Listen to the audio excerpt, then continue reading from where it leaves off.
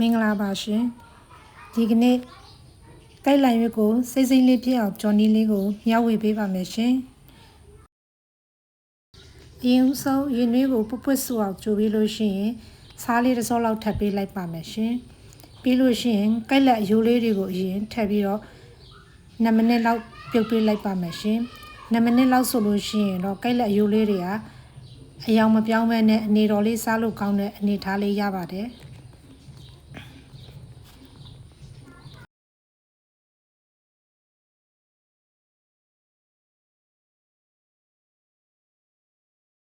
ကိုက်လန်ရိုးလေးတွေ2မိနစ်လောက်ပြုတ်ပြီးလို့ရှိရင်တော့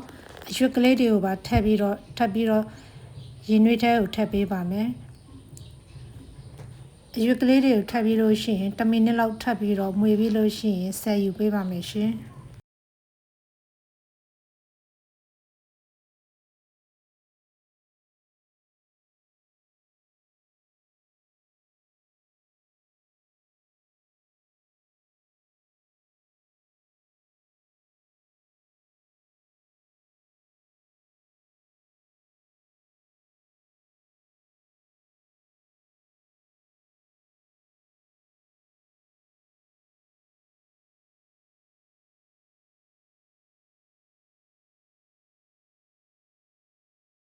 ကိုက်လန်တွေကိုတေးသေးချာချာ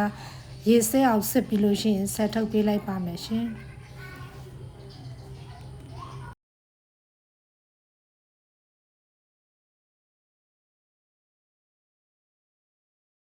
ပြီးလို့ရှိရင်တော့ဒဲဦးလေးရေချအောင်လုပ်ပြီးလို့ရှိရင်ဒဲဦးပူတဲ့ထဲကိုစီလေးထည့်လိုက်ပါမယ်စီထည့်ပြီးလို့ရှိရင်ကိုက်လန်နဲ့ကြော်မဲ့ဝက်သားလေးတွေကိုရင်ပပလေးဖြတ်ပြီးတော့စားချုံမုံငရုတ်ကောင်းမုံနဲ့ကော်မုံလေးနည်းနည်းနဲ့နေထားတဲ့ဝက်သားလေးတွေကိုကြော်ပေးပါမယ်ရှင်အသားလေးတွေကပပလေးတွေလီထားတာမို့လို့ခဏလေးနဲ့အပေါ်အောက်လန်ပြီးလို့ရှိရင်အသားလေးအယောင်ပြောင်းပြီဆိုလို့ရှိရင်ရပါပြီနော်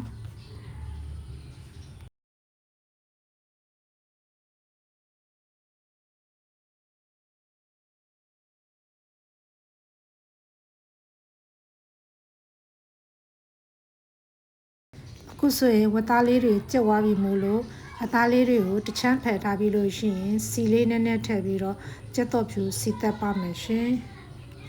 ကြက်တော်ဖြူလေးတွေကိုစီတက်ပြီးလို့ရှိရင်ကြက်တော်ဖြူလေးမွေးလာပြီဆိုလို့ရှိရင်ခရုစီကိုထည့်ပေးလိုက်ပါမယ်ရှင်ခရုစီတစ်စောမောက်လောက်ထည့်ပေးလိုက်ပါတယ်ပြီးလို့ရှိရင်ရေလေးနည်းနည်းထည့်ပြီးတော့မွေပေးပါမယ်ရှင်အဲ့ဒီထဲကိုတကြားလေးနည်းနည်းထည့်ပါမယ်ချုံမုံလေးနည်းနည်းထည့်ပါမယ်ရှင်ပြီးလို့ရှိရင်တမသွားအောင်ခရုစီနဲ့အရသာလေးတွေကိုမွေပေးလိုက်ပါမယ်မွေပေးပြီးလို့ရှိရင်နည်းလေးနှက်သွားပြီဆိုလို့ရှိရင်တော့စောစောကရင်နှွေးဖြောထားတဲ့ကိုက်လန့်တွေကိုထပ်ပေးလိုက်ပါမယ်ရှင်ကိုက်လန့်ရွလေးတွေထပ်ပြီးလို့ရှိရင်အသားနဲ့ရောပြီးလို့ရှိရင်တေချာကြော်ပေးပါမယ်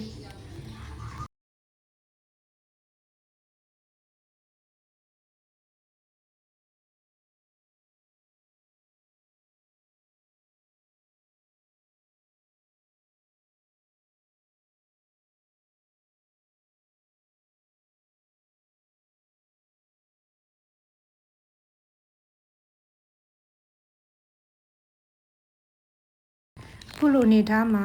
အသားနဲ့အရွက်ထဲကိုအရသာလေးတွေဝင်သွားပြီဆိုတော့ကော်မုံလေးလက်ဖေးစောနှစ်စောစာလောက်ကိုရေလေးနဲ့ရောဖြော်ပြီးရင်လောက်ထပ်ပေးလိုက်ပါတယ်ခေါ်ရည်လေးနဲ့ကိုက်လန်ကိုကြော်တဲ့အခါကျတော့ကြစ်ကြီးမဟုတ်ဘဲနဲ့ခပ်ပြစ်ပြစ်ကလေးထွေးထွေးလေးနဲ့